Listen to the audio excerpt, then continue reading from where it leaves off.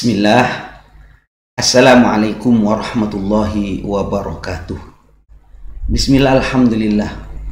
Wassalatu wassalamu ala rasulillah Sayyidina Muhammad ibn Abdillahi wa ala alihi wa ashabihi wa man tabi'ahu wa wala amma ba'd. Para jemaah sekalian dimanapun saja berada, alhamdulillah, bersyukur kepada Allah atas segala nikmatnya yang telah dilimpahkan kepada kita semua, utamanya nikmatul iman, nikmatul Islam, dan nikmat sehat walafiat. Salawat dan salam semoga selalu terlimpahkan kehadiran junjungan kita Nabi besar Muhammad Sallallahu Alaihi Wasallam. Para jemaah sekalian, kita tahu bahwa miftahul jannah, kunci surga, password surga adalah la ilaha illallah. Kalimat la ilaha illallah itu kunci surga.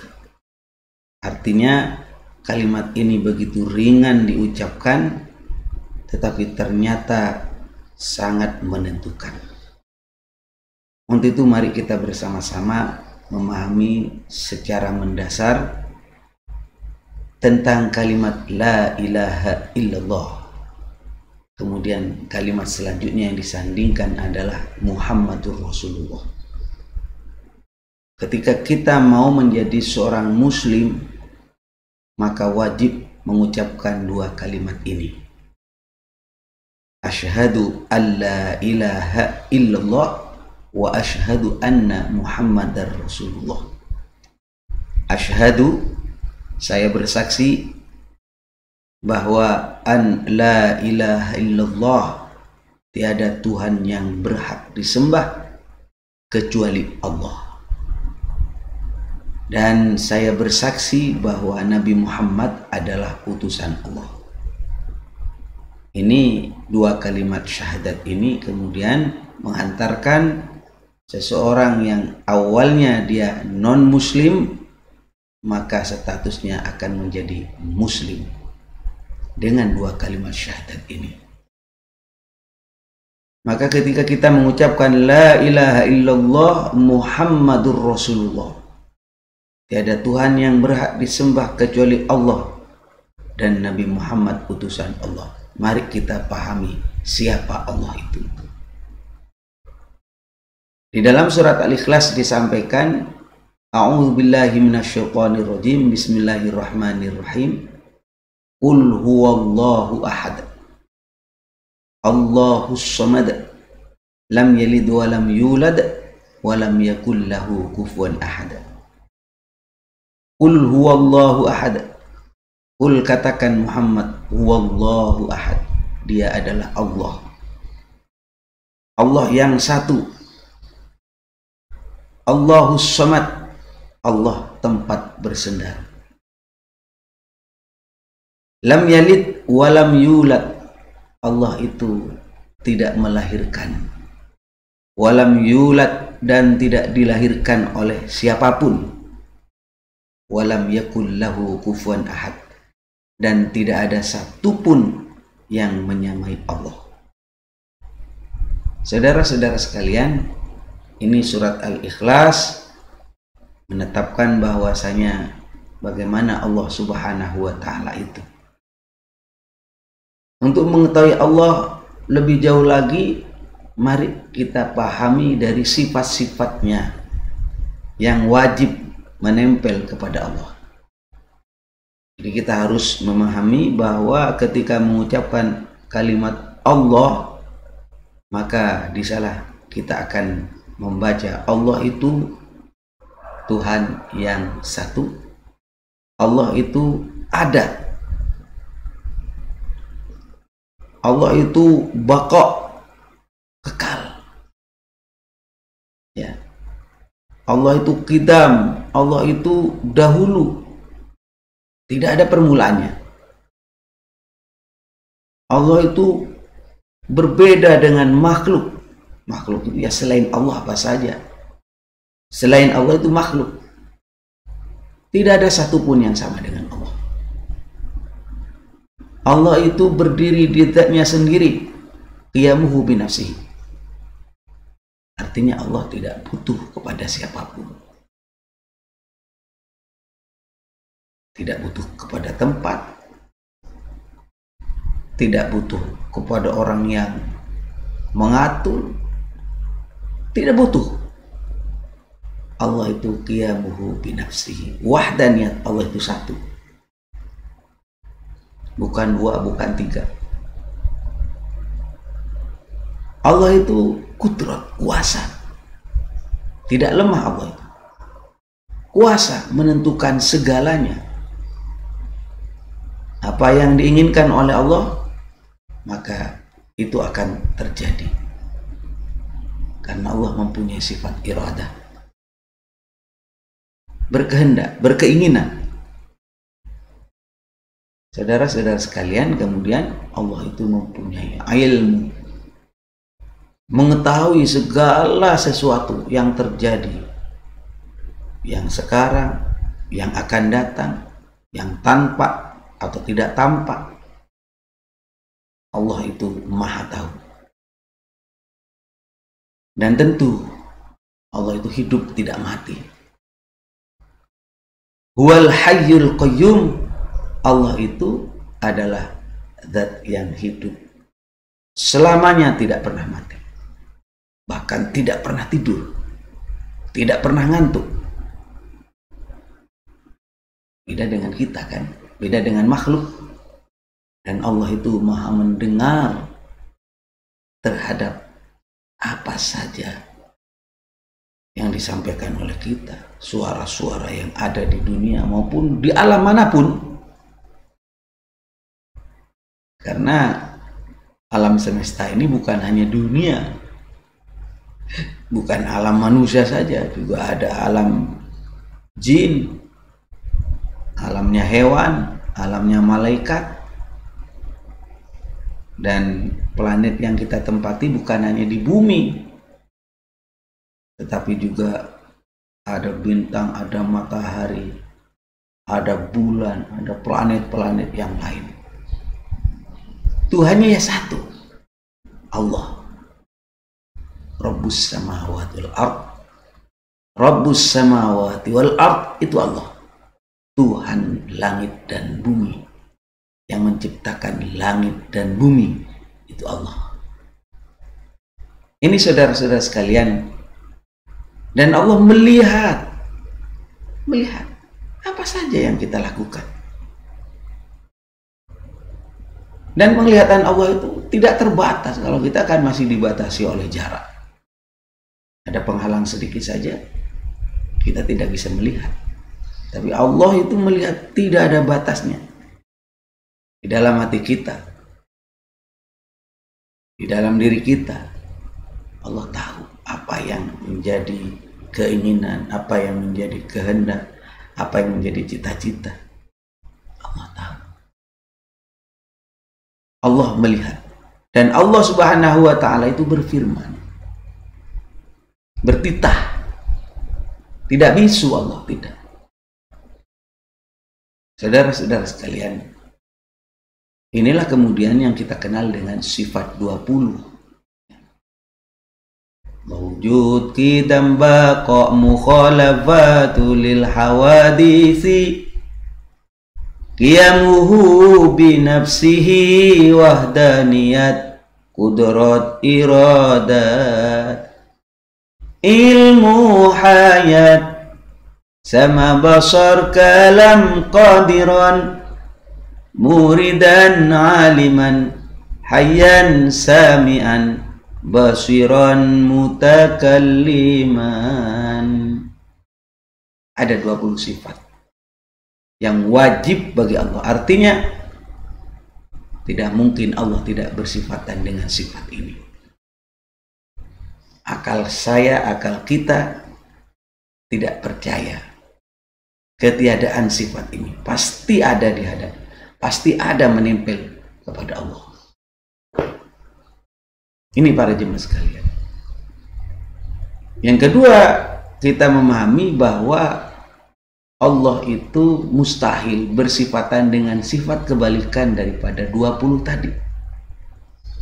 Artinya sifat mustahil yang tidak mungkin terjadi kepada Allah, ya 20 sifat ini. Kebalikan daripada wujud qidam baqa. Selanjutnya Allah itu mempunyai sifat jaiz. Ada yang wajib, ada yang mustahil, ada yang jaiz. Jaiz ini apa? Bisa terjadi, bisa tidak. Bisa dilakukan, bisa tidak. Apa yang dilakukan oleh Allah atau apa yang tidak akan dilakukan oleh Allah adalah fi'lu kulli mumkinin. Allah itu melakukan atau tidak melakukan terhadap sesuatu yang mungkin terjadi. Bukan yang wajib terjadi atau yang mustahil terjadi. Misalnya orang miskin jadi kaya. Itu bukan perkara wajib bagi Allah, bukan perkara mustahil bagi Allah. Atau anaknya orang kaya menjadi kaya, atau anaknya orang kaya menjadi miskin, itu terserah Allah. Inilah yang disebut dengan sifat jaiz. Ini para jemaah sekalian. Ya terserah Allah. Orang masuk surga atau masuk neraka, hakikatnya ya terserah Allah. Dan hakikatnya bukan karena amal kita, bukan karena ibadah kita. Kita masuk surga ya karena kehendak Allah. Karena fadlullah, karena rahmatnya Allah. Karena memang Allah menganugerahkan, memberikan.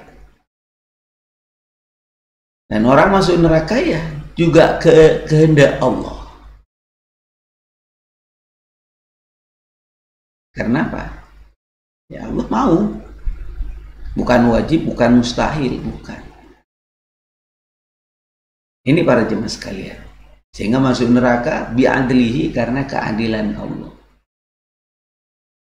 Saudara-saudara sekalian, inilah yang wajib kita ketahui, 20 sifat wajib bagi Allah, 20 sifat yang mustahil bagi Allah. Dan 1 sifat yang jaiz bagi Allah.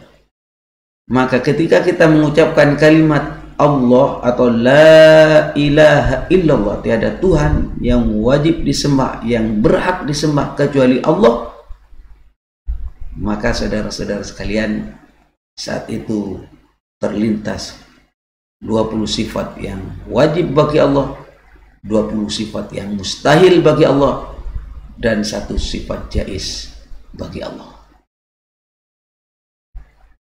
Maka kemudian ketika kita mengucapkan kalimat Muhammadur Rasulullah, Nabi Muhammad adalah utusan Allah, maka kita tahu siapa Nabi Muhammad itu. Utusan Allah, ya. Beliau termasuk nabi-nabi sebelumnya, mulai dari Nabi Adam alaihissalam, para rasul, mulai dari Nabi Adam sampai Nabi Muhammad sama. Mereka itu mempunyai 4 sifat yang wajib. Apa? STAF. S, sidik. T, tablik. A, amanah. F, fatonah. Sidik artinya semua para rasul, Nabi Muhammad itu adalah jujur, tidak pernah berbohong. Yang nomor 2, amanah. Terpercaya, tidak pernah khianat dalam masalah apapun. Dan Nabi Muhammad tabligh itu menyampaikan apa yang disampaikan oleh Allah kepada Nabi Muhammad, pasti disampaikan kepada umatnya, tidak ada yang disembunyikan. Tidak ada yang disembunyikan, semua disampaikan oleh Rasulullah, oleh Nabi Muhammad SAW. Dan yang terakhir adalah fatonah. Fatonah artinya cerdas. Tidak mungkin Nabi Muhammad dan nabi-nabi yang lain itu bodoh. Ini wajib bagi para rasul. Artinya 4 sifat itu melekat sebagai jaminan bahwasanya apa yang disampaikan oleh beliau adalah benar adanya dan wajib kita ikuti. Maka kebalikan daripada 4 sifat ini para jemaah sekalian disebut dengan sifat mustahil. 4 sifat daripada siddiq, tabligh, amanah, fatonah, kebalikannya juga mustahil kepada para rasul. Artinya nggak mungkin Rasulullah SAW itu bohong. Tidak mungkin Nabi Muhammad SAW itu menyimpan ajaran, menyembunyikan ajaran Allah. Tidak mungkin Nabi Muhammad itu khianat, tidak amanah. Tidak mungkin, mustahil. Tidak mungkin Nabi Muhammad itu bodoh. Tidak mungkin. Ini saudara-saudara sekalian, sifat yang wajib bagi para rasul, dan yang terakhir tadi adalah sifat yang mustahil. Yang pertama wajib, yang kedua mustahil. Ada berapa semuanya? Ada 4 yang wajib, yang mustahil ada 4, yang jaiz 1. Artinya jaiz mungkin terjadi, mungkin tidak. Apa itu? Adalah al-a'radul basyariyatul lati la tuaddi ila naqsin fi maratibihimul aliyah. Semua kejadian, semua peristiwa yang manusiawi, artinya yang menimpa kepada manusia, mungkin menimpa kepada para rasul, termasuk Nabi Muhammad. Jadi kejadian yang menimpa kepada manusia bisa saja terjadi kepada seorang nabi dan seorang rasul. Tidak wajib, tidak mustahil. Misalnya sakit, mungkin jaiz bagi para rasul. Bisa terjadi, bisa tidak. Nabi Muhammad menangis, ya. Bersedih, iya. Nabi Muhammad bahagia, Nabi Muhammad pernah berduka. Ini adalah sifat-sifat yang manusiawi, dan ini mungkin terjadi. Bisa terjadi, bisa tidak. Nah, ini yang disebut dengan sifat jaiz bagi para rasul. Tetapi la tuaddi ila naqsin fi maratibihimul aliyah. Sifat-sifat atau perilaku manusia tersebut memang mungkin terjadi. Kalaulah terjadi, tidak akan mengurangi derajat yang tinggi daripada para rasul itu. Jadi sifat-sifat yang normal.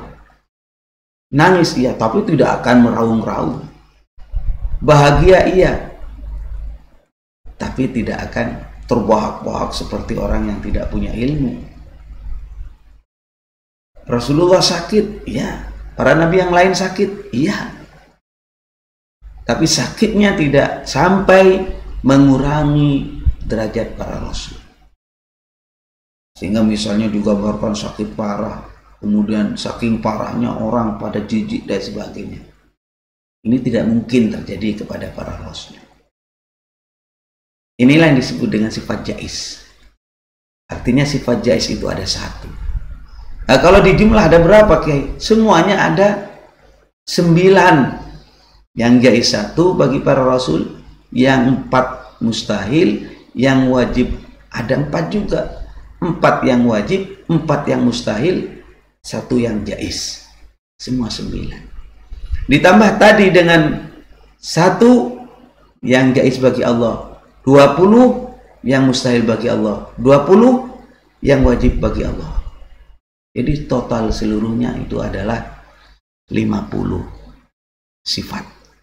Jadi ketika kita mengucapkan kalimat La ilaha illallah Muhammadur Rasulullah, La ilaha illallah Muhammadur Rasulullah, maka di balik kalimat itu ada aqidatul khamsin, akidah 50 yang wajib bagi Allah, 4 yang mustahil bagi Allah, subhanallah. Yang wajib bagi Allah 20, yang mustahil 20, yang jaiz 1. Yang wajib bagi para rasul 4, yang mustahil 4, yang jaiz 1. Total jumlah 50. Subhanallah. Ini saudara-saudara sekalian, kalau ketika mengucapkan kalimat la ilaha illallah Muhammadur Rasulullah itu kita mempunyai makna semacam itu, wajar.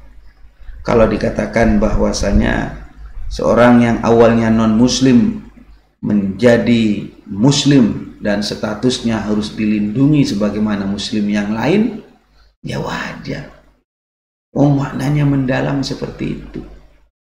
Wajar kalau ketika kita mengucapkan la ilaha illallah disebut dengan miftahul jannah, kunci surga. Oh, maknanya seperti itu. Wajar kalau disampaikan oleh Sayyidina Rasulullah Muhammad sallallahu alaihi wasallam, afdalul zikri, zikir yang paling utama ya la ilaha illallah. Wajar kalau disampaikan oleh Kanjeng Nabi Muhammad sallallahu alaihi wasallam, man kana akhir kalamihi la ilaha illallah dakhalal jannah. Barang siapa akhir hidupnya mengucapkan kalimat la ilaha illallah,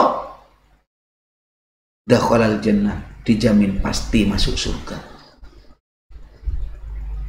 Karena ternyata makna la ilaha illallah luar biasa mendalam.